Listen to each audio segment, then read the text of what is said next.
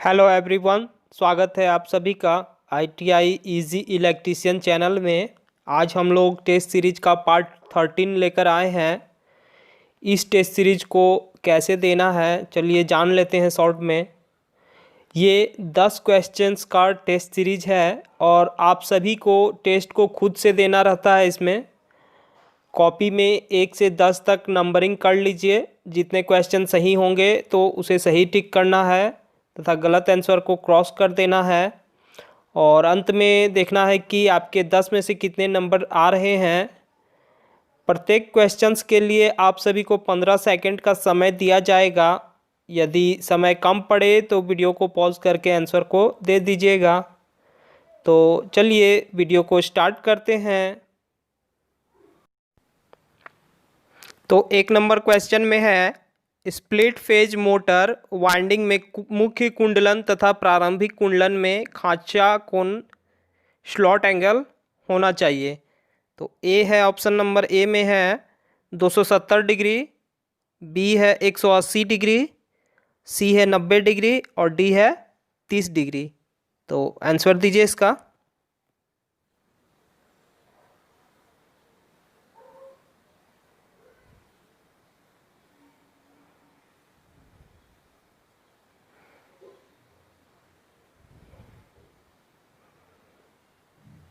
तो इसका right answer option number B हो जाएगा, 180 डिग्री।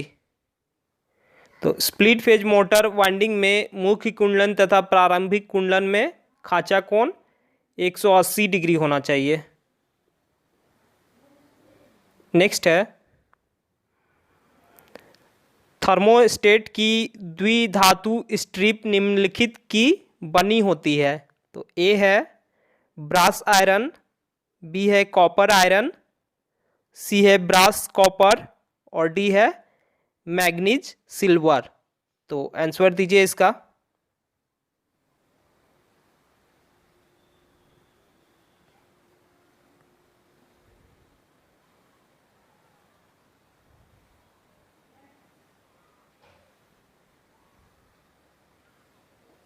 तो इसका right answer option number A हो जाएगा, ब्रास आयरन। थर्मोस्टेट की द्विधातु स्ट्रिप ब्रास आयरन की बनी होती है। नेक्स्ट है, एक आदर्श धारा स्रोत में क्या शून्य होती है।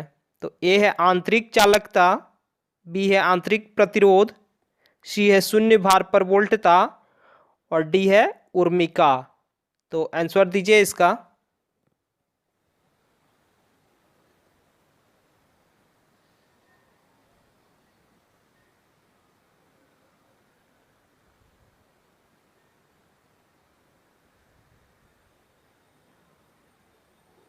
तो इसका right answer option number A हो जाएगा, आंतरिक चालकता शून्य होती है। नेक्स्ट है 4 नंबर, बहुत ही अच्छे क्वेश्चंस हैं। तो 4 नंबर में है, 0 वाट के लैंप की विद्युत खपत होती है। ए है 0, बी है 5 वाट, सी है 15 वाट और डी है 20 वाट। तो आंसर दीजिए इसका।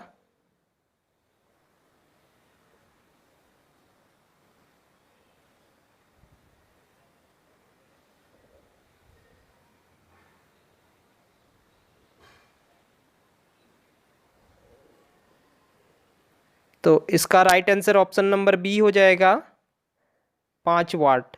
0 वाट के लैंप की विद्युत खपत 5 वाट होती है। इसमें बहुत से स्टूडेंट को कन्फ्यूजन होगा और शून्य ऑप्शन को टिक कर देते हैं, लेकिन 0 वाट के बल्ब लैंप का जो खपत हो 0 नहीं होता है, वो 5 वाट का होता है। उसमें 5 वाट पावर खर्च होती है। 5 नंबर में है, 1000 वाट प्राथमिक फेरों वाले एक ट्रांसफार्मर को 250 वोल्ट AC सप्लाई से जोड़ा जाता है। 400 वोल्ट द्वितीयक वोल्टेज प्राप्त करने के लिए द्वितीय फेरों की संख्या क्या होगी। तो ये भी बहुत अच्छा क्वेश्चन है। ऑप्शन में दिया है, ए है 625, बी है 1250, सी है 400 और डी है 1600। तो आंसर दीजिए इसका।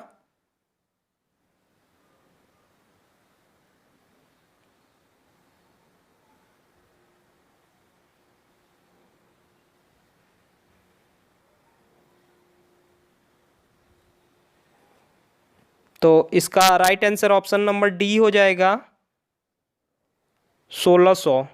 तो इसको निकाल लेते हैं। तो इसको एक एक नियम से भी निकाल सकते हैं। जब प्राथमिक में कह रहा है 250 वोल्ट है, तो 250 वोल्टेज है प्राइमरी साइड में, तो फेरों की संख्या कितनी है? 1000 है। जब 1 वोल्ट होगा तो ये 250 इसके नीचे आ जाएगा। जब 1 वोल्ट है तब फेरों की संख्या कितनी होगी? तो 1000 बटे 250। और जब 400 वोल्ट है, 400 वोल्ट पे पूछ रहा है ना, तो जब 400 वोल्ट होगा तो कितना होगा फेरों की संख्या? तो इसको सॉल्व करिएगा तो आंसर आ जाएगा 25। 0 0 कट गया, 25 से ये 4 बार में कटेगा, 4 चौके 1600। तो इसका राइट आंसर आ जाएगा ऑप्शन नंबर डी, सेकेंडरी में 1600 होगी फेरों की संख्या। नेक्स्ट है 6 नंबर में, एक साइन तरंग के लिए आरएमएस का मान 100 एम्पियर है, इसका शीर्ष मान क्या होगा? तो ए दिया है 141 एम्पियर, बी है 150 एम्पियर, और सी दिया है 283 एम्पियर, और डी है 70.7 एम्पियर। तो आंसर दीजिए इसका।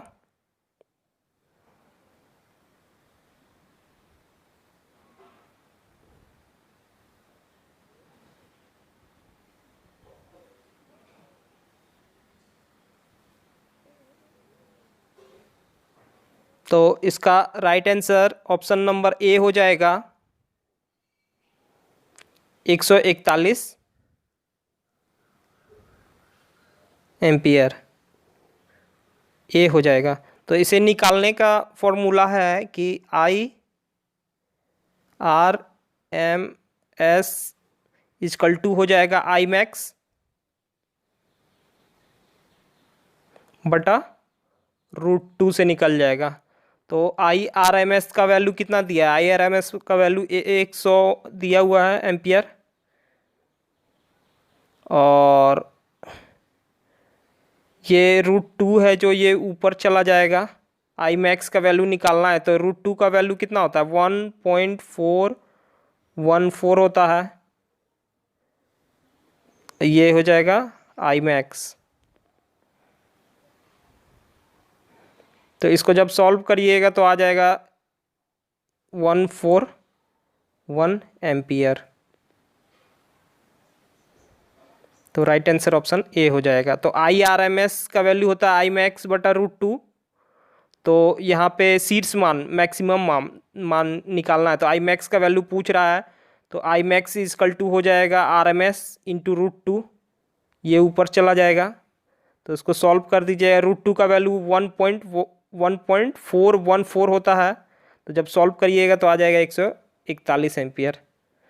नेक्स्ट है 7 नंबर में, एक ट्रांसफार्मर की द्वितीयक कुंडली पर तार के घुमाव की संख्या में वृद्धि से क्या होगी? ए है द्वितीयक धारा में वृद्धि होगी, बी है द्वितीयक धारा में कमी होगी, और सी है द्वितीयक धारा में कोई प्रभाव नहीं होगा, और ऑप्शन डी है प्राथमिक धारा में वृद्धि होगी। तो आंसर दीजिए इसका।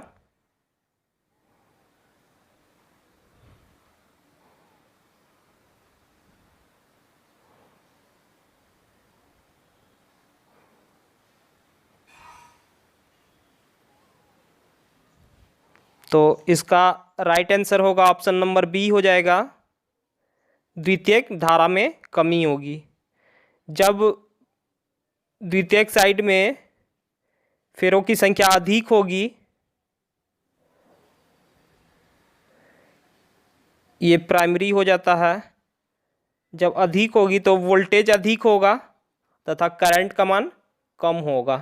करंट कम होगा, वोल्टेज अधिक होगा। तो यहाँ पे वोल्टेज का जिक्र नहीं किया, यहाँ सिर्फ करंट का जिक्र हो रहा है।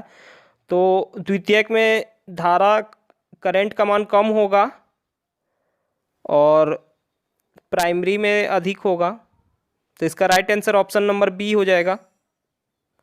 नेक्स्ट है, करंट ट्रांसफार्मर जब प्रयोग में ना आ रहा हो तब सेकेंडरी होनी चाहिए। ए दिया है ऑप्शन भूसंकर्पित, बी है विवृत परिपथ, और सी है लघु परिपथ, और डी है मीटर से कनेक्टेड होगी। तो आंसर दीजिए इसका।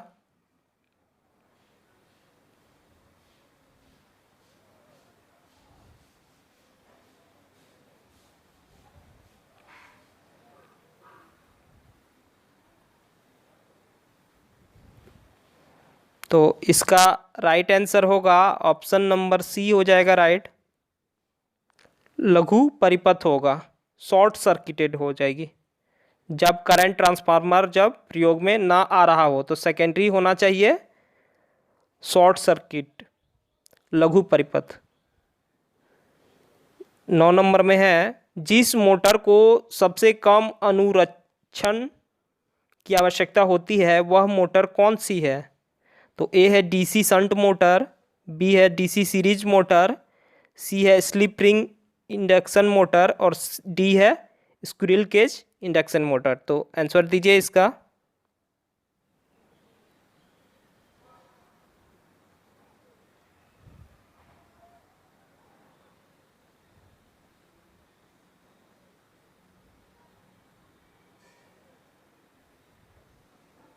तो इसका राइट आंसर हो जाएगा ऑप्शन नंबर डी हो जाएगा, स्क्विरल केज इंडक्शन मोटर, जिसको कि सबसे कम अनुरक्षण की आवश्यकता होती है, रख रखाव बहुत इसके कम ज़रूरत होती है। नेक्स्ट है, लास्ट क्वेश्चन है ये, निम्न में कौन सा जनित्र बिना अवशिष्ट चुंबकत्व के भी विद्युत वाहक बल पैदा कर सकता है। तो ए है सीरीज जनित्र, बी है शंट जनित्र, और सी है कंपाउंड जनित्र, और डी है पृथक उत्तेजित जनित्र। तो आंसर दीजिए इसका।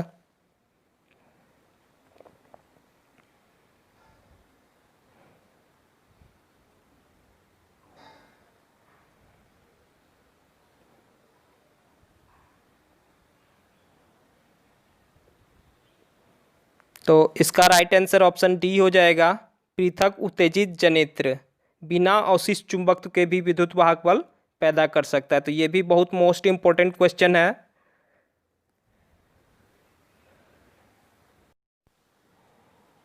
तो ये 10 सिलेक्टेड क्वेश्चंस का टेस्ट सीरीज था। आप सभी के 10 में से कितने नंबर आए हमें कमेंट ज़रूर करिएगा। तो दोस्तों, हमारे चैनल पर रेगुलर टेस्ट सीरीज कराई जाती है, तो ऐसे ही नई वीडियो पाने के लिए हमारे चैनल को सब्सक्राइब ज़रूर करें। वीडियो पसंद आया हो तो वीडियो को लाइक करें। मिलते हैं फिर नेक्स्ट वीडियो में। धन्यवाद।